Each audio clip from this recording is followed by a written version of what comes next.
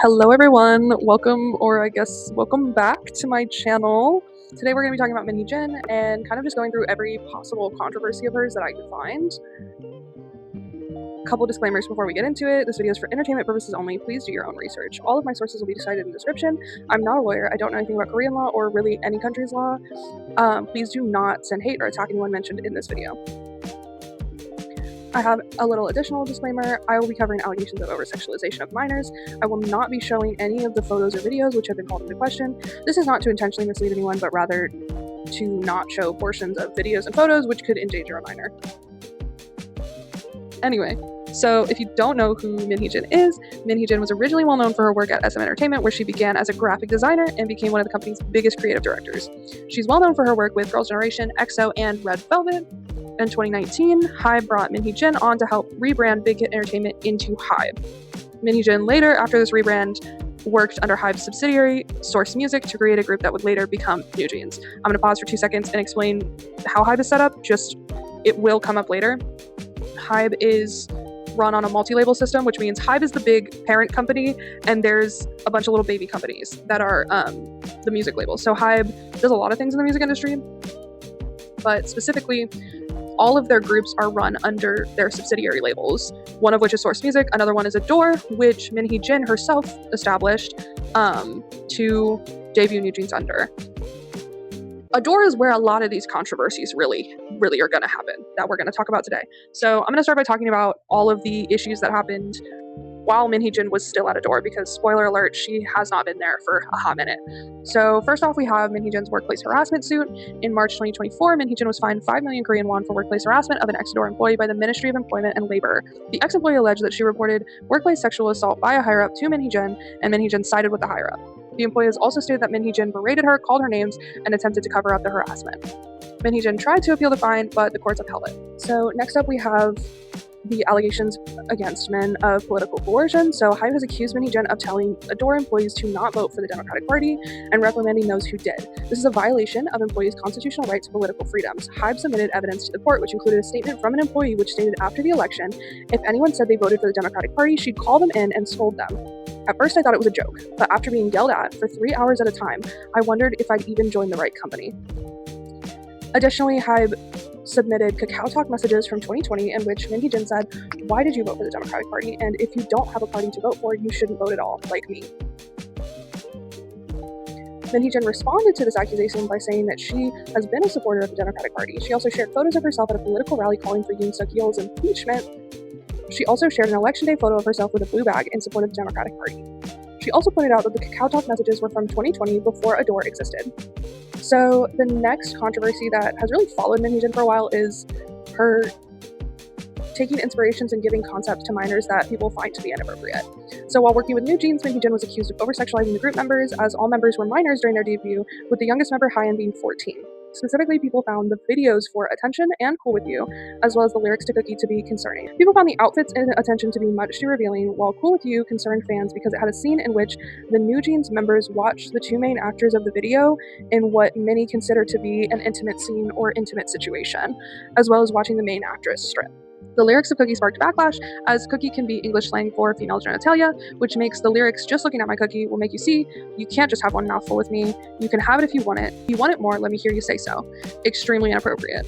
HYBE responded to this interpretation saying the cookie was referencing their fresh music and sound, as well as saying that this interpretation of the word cookie is not a common or well-known slang term. Min Jin was the well-known creative mind behind NewJeans. However, she was specifically accused of having inappropriate inspirations after fans looked through her Instagram posts and found that she had posted photos of her living space, which included media which showed young girls with much older men. So there were a couple different instances of this. First of all, Min Jin posted films and music that she enjoyed and pulled inspiration from. Specifically, films and music that she came under fire for posting about were Charade, which is a movie containing a relationship with the girl being 18, the man being 58. Min posted a screenshot of this movie when talking about her inspirations. La Ferro da Padre, a movie described by IMDb as an older man plans to marry a mentally challenged, sex-crazed adolescent girl. A poster for this movie was shown in a post of a room in Min's house. In the same post was a poster for the movie Salon Kitty, which is an erotic film about a brothel being used as spies in Nazi Germany. I also want to note that I'm not showing the posts, but the 2 posters for Salon Kitty and La Ferro del Padre are of the girls from the movies in various states of undress. So it's not just a movie poster where you wouldn't know that there are these themes included. Next and final thing we're going to talk about in regards to this is Histoire de Melody Nelson, an album which narrates the quote-unquote romance between a 15-year-old girl and a middle-aged man. A vinyl of this album was spotted in the background of a post with many other objects. Final thing we're going to talk about that Min Hee-jin came under fire for while she was at Adore was spotlighting herself. So a lot of people had issues with the fact that Min Hee-jin was included in so much of the marketing when it came to New Jeans, especially when they debuted, and a lot of fans found that she was just way too involved in the press for the group and should let the members shine on their own. So next I want to talk about the HYBE audit of Min Hee-jin. Basically everything from here on out is going to stem from this audit. Everything that I just talked about was mostly separate situations.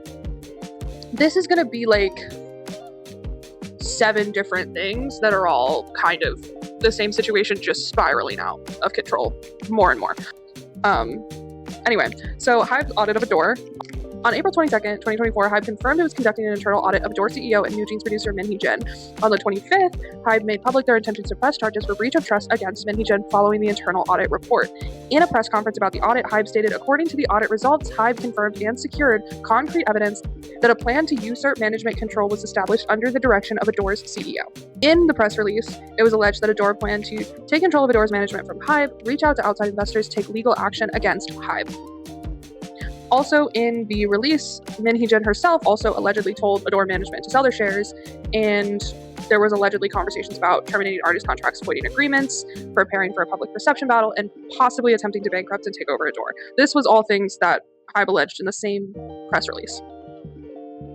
Min Hee-jin responded to this on April 25th, 2024, and held her own press conference where she spoke about believing herself to be innocent of HYBE's claims, not needing to steal management rights as she already has shares at Adore. And also, she made 2 notable accusations during this press conference that are going to very much so come up later. She accused the group, with Seraphim, of blocking New Jeans' debut and promotional activities. She also accuses the rookie group Islet of being a copy of New Jeans. So, what you mostly need to know about Le Seraphim and Islet is that they're both also HYBE groups. Le Seraphim is under Source Music, Islet is under B-Lift Labs. Both of those are HYBE subsidiary labels. On August 22nd, 2024, Min Hee-jin stepped down as Adore CEO and resigned as internal director. Adore appointed Kim Joo-young to take her place as CEO of Adore. In September 2024, Min Hee-jin was reappointed as internal director after she filed an injunction seeking to be reappointed as CEO and internal director. She was denied reappointment as CEO, and that will come up later. Again, HYBE did not want her back as CEO. November 20th, 2024, Min Hee-jin stepped down altogether from HYBE and was no longer their internal director. And then about a year later, in July 2025, Min's legal team stated that after a year-long investigation, police found no evidence of illegal activity on Min's part, and the breach of trust case never went to court. So all of the accusations I just talked about that HYBE made were found to not have enough evidence to back them up. So very much overlapping with Min Hee-jin's leaving Adore, we have New Jeans' departure from Adore and the subsequent lawsuit that happened from that. So if you want like a really in-depth timeline of this whole situation, I have one of those also on my channel, and I will link it in the description. But I'm going to give y'all more of a brief overview, mostly talking about what it has to do with Min Hee-jin, because this is a video about Min Hee-jin. But if you want a video about New Jeans, I have that as well. On September 11th, 2024, New Jeans held a live stream on an empty YouTube account to speak about the audit and legal proceedings between HYBE and Min Hee-jin. During the live stream, they denounced the departure of Min Hee-jin from Adore, expressed discontent about how the label was run without her, and were unhappy they were not informed of her departure ahead of the public announcement. On November 13th, 2024, New Jeans sent a certification of contents to Adore demanding that they rectify any and all significant breaches of their exclusive contracts within 14 days of receipt of the letter. They stated that if their demands were not met, they would terminate their exclusive contracts with Adore. New Jeans' demands included reinstating Min Hee-jin as CEO and internal director of Adore. Adore stated that Min could return as internal director, but they would not reinstate her as CEO. Because Adore did not meet New Jeans' demands, the group announced that their exclusive contracts with Adore were void. This led to a legal battle between the members of New Jeans and Adore, which would ultimately find that the exclusive contracts of the New Jeans members were valid. The members of New Jeans originally planned to appeal the decision, however quickly announced that all 5 members plan to return to the company.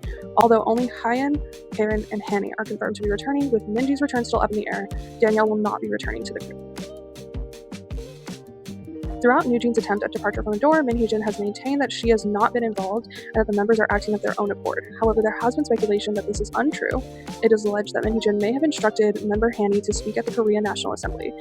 It's also alleged that Min may have helped craft a story told by member Hanny about being ignored by a B-Lift Lab employee, which was repeatedly used by New Jeans as anecdotal evidence.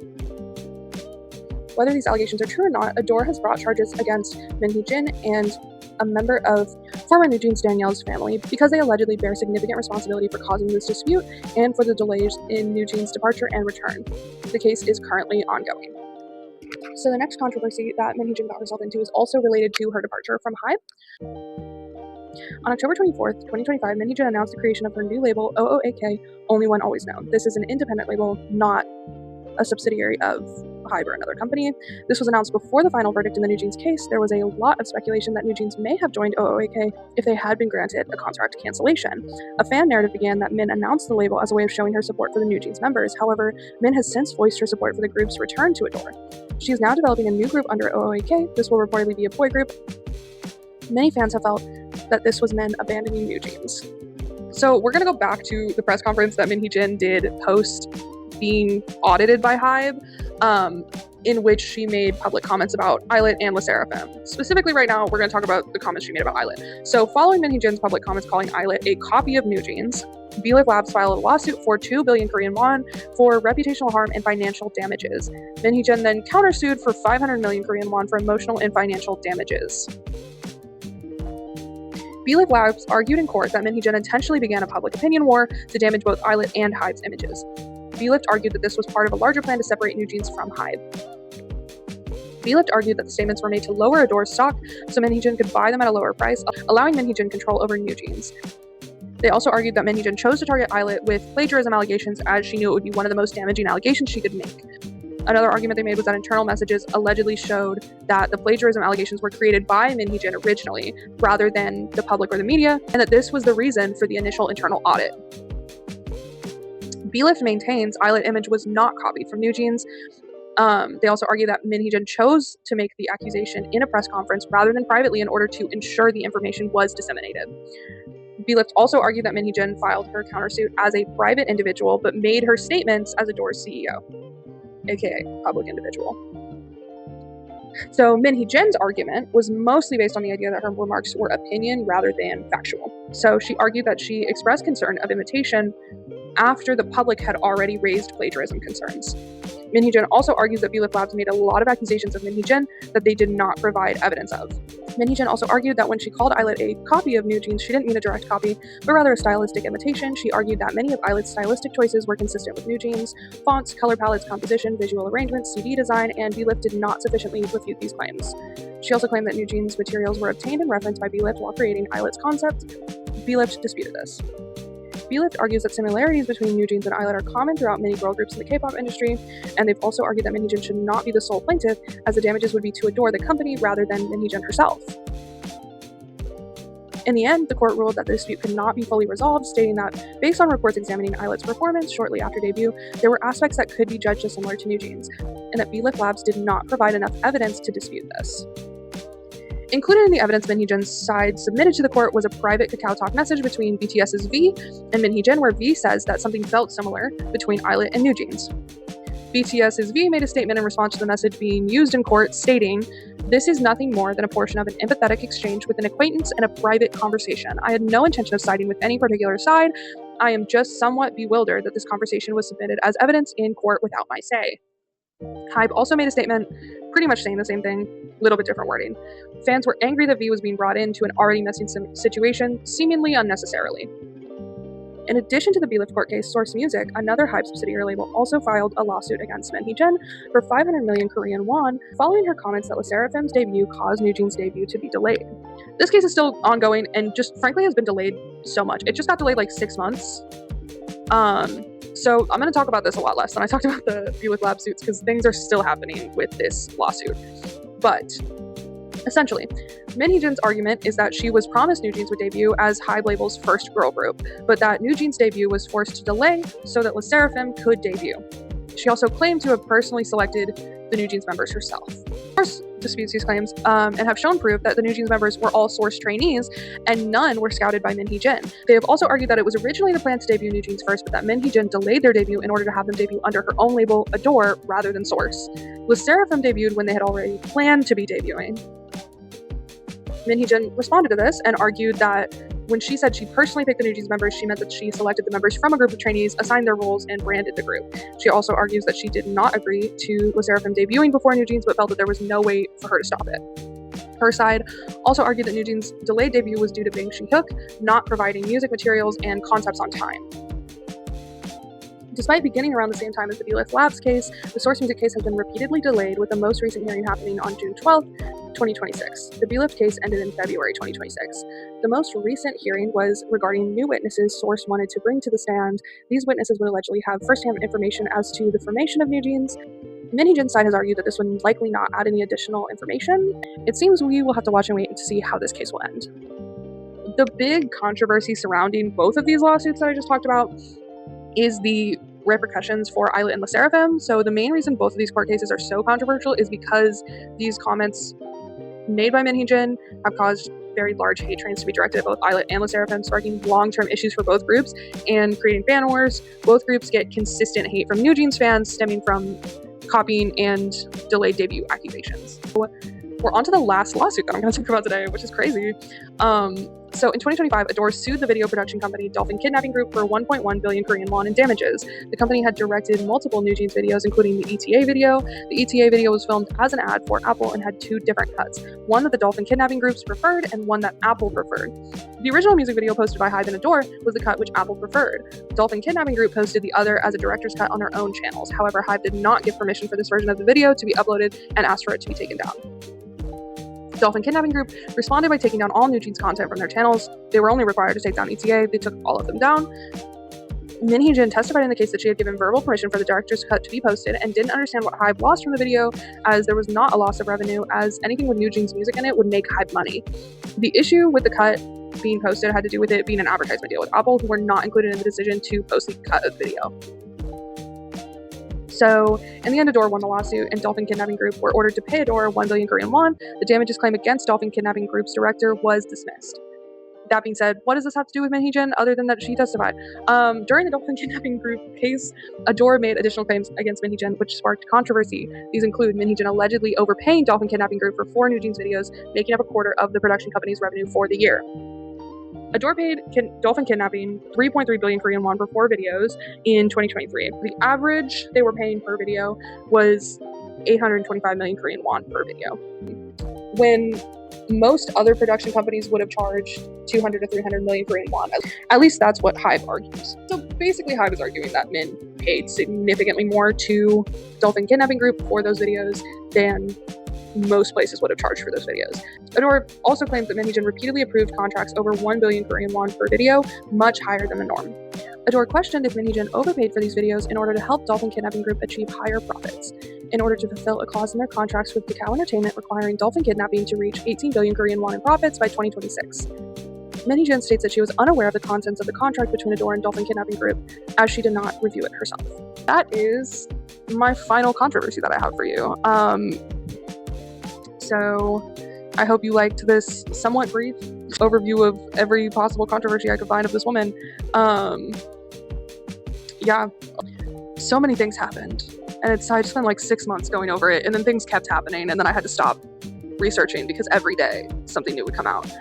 But now it's been long enough that like Minheejin's only in 2 lawsuits, and one of them just started and one of them's been on pause for like 6 months. So yeah, like and subscribe, and maybe I will put out a video about the other lawsuits that are happening right now that are a little bit more in depth, or more videos about people that are a little bit controversial.